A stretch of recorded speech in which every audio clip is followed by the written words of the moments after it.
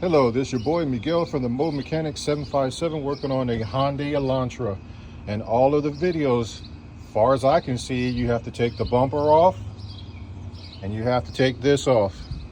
Well, guess what? There's the radiator. There's the fan. I took the air box off and pushed it up, which gave me enough room. There was two 10mm bolts. Once that was done, I removed this right here, fill tube. And then I also moved two 10mm bolts, the sensor right here, and everything was exposed, and then it was held on by clips right here.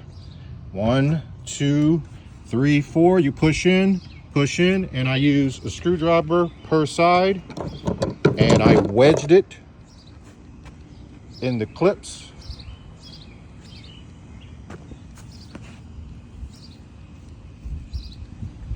And then I also got 2 more screwdrivers and wedged it on the bottom. And as you can see, it is off. Of course, you have the transmission line.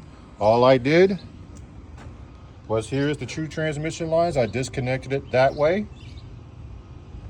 Here is the bottom radiator hose, still attached. And this is the transmission line that I'm gonna transfer to the very new one. The point of my whole entire story, I've done this in less than 20 minutes. And as you can see, there is no radiator or fan. And the bumper is still on. Headlights are still on. This is still on. I was about to do all that and I saw I did not have to do that. Once you have all this room, air box, fan, transmission lines, and radiator hose.